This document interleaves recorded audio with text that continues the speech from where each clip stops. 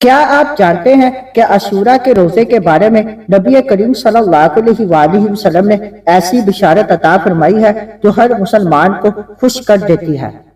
بسم اللہ الرحمن الرحیم۔ آج کی حدیث مبارک عاشورہ یعنی 10 محرم کا روزہ۔ مسند احمد حدیث نمبر 2154۔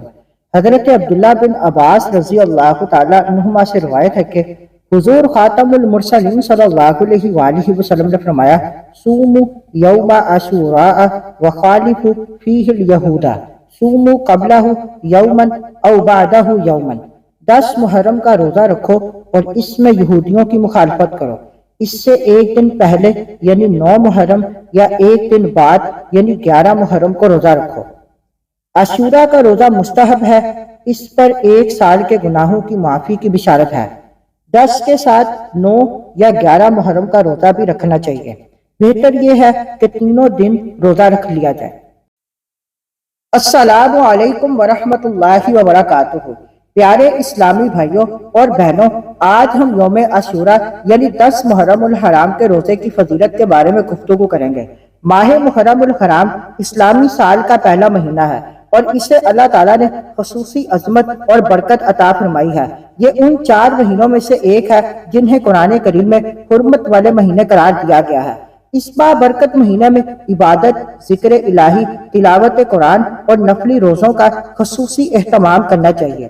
خصوصاً یوم عاشورہ کا روزہ ایک عظیم سعادت ہے جس کی فضیلت احادیث مبارکہ میں بیان ہوئی ہے۔ عاشورہ کا دن ہمیں اللہ تعالیٰ کی نعمتوں کو یاد کرنے اور اس کا شکر ادا کرنے کی دعوت دیتا ہے۔ مومن کی زندگی شکر اور اطاعت سے عبارت ہوتی ہے۔ جب وہ اللہ تعالیٰ کے احکامات پر عمل کرتا ہے تو اس کی زندگی میں برکت اور سکون پیدا ہوتا ہے۔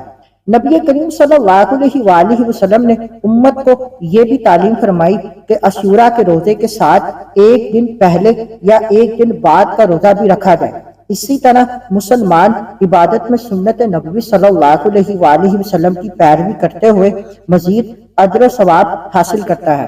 علماء کرام فرماتے ہیں کہ 9 اور 10 محرم یا 10 اور 11 محرم کے روزے رکھنا مستحب ہے، جبکہ اگر کوئی 9، 10 اور 11 تینوں دن روزے رکھ لے تو یہ بھی بہت اچھا عمل ہے۔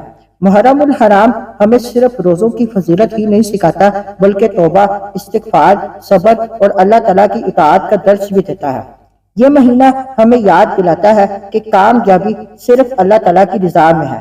آج ضرورت اس بات کی ہے کہ ہم محرم الحرام کے مبارک ایام کو غفلت میں ضائع نہ کریں بلکہ عبادت، دعا، صدقہ اور نیک اعمال کے ذریعے اللہ تعالیٰ کا قرب حاصل کرنے کی کوشش کریں۔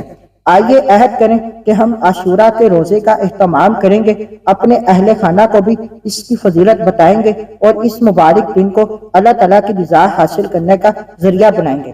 اللہ تعالیٰ ہمیں ماہ محرم الحرام کی برکتیں نصیب فرمائے، عاشورہ کے روزے رکھنے کی توفیق عطا فرمائے اور ہماری خطاؤں کو معاف فرما کر ہمیں اپنی رضا نصیب فرمائے۔ آمین یا رب العالمین۔